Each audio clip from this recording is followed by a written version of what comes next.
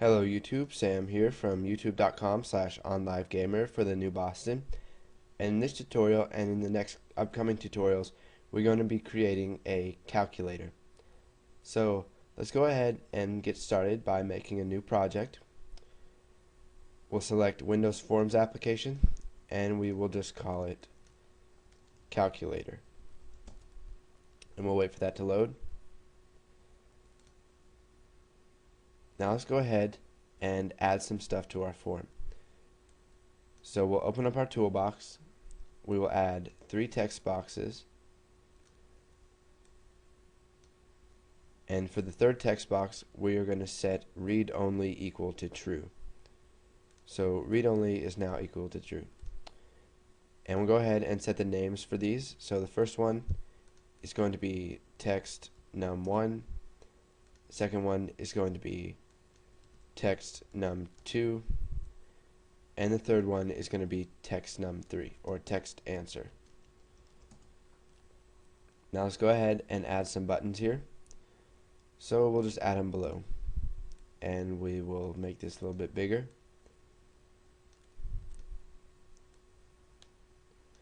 Okay, so here's our add button. We'll add a subtract.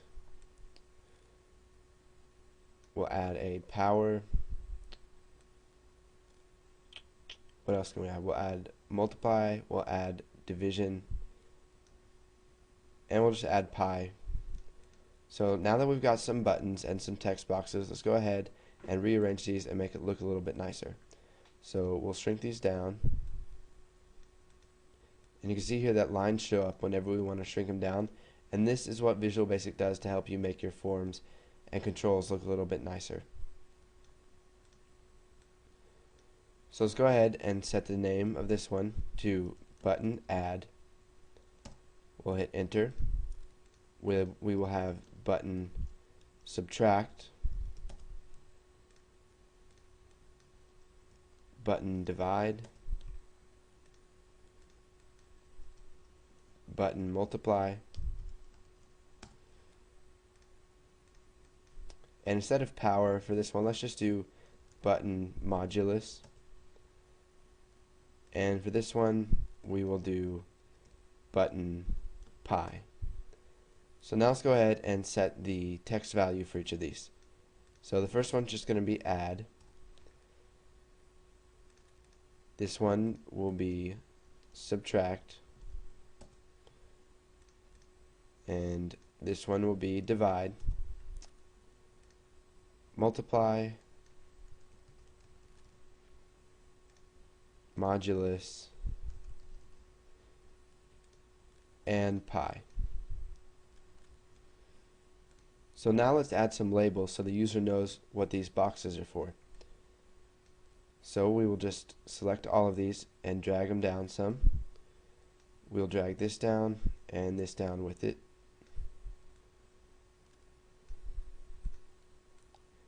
We'll open up our toolbox. We'll add a label. And we'll have this label say first number. We'll copy this and paste it. And we'll set the second one to second number.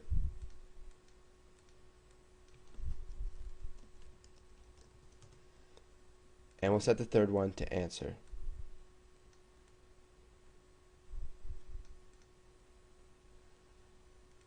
So we'll just Control C and Control V to paste it.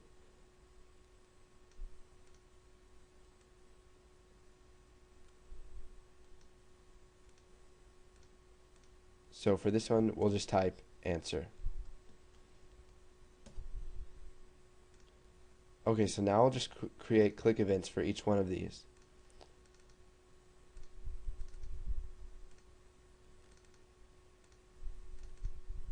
Now, if you don't want to double click on each one of the buttons, you can go ahead and select the button and click the lightning bolt and find the click event and double click on that. So now that you've got your form initialized and you know what it looks like, you don't have to make it look exactly like mine, but go ahead and once you've made that, move on to the next tutorial and we'll start putting in the code for this.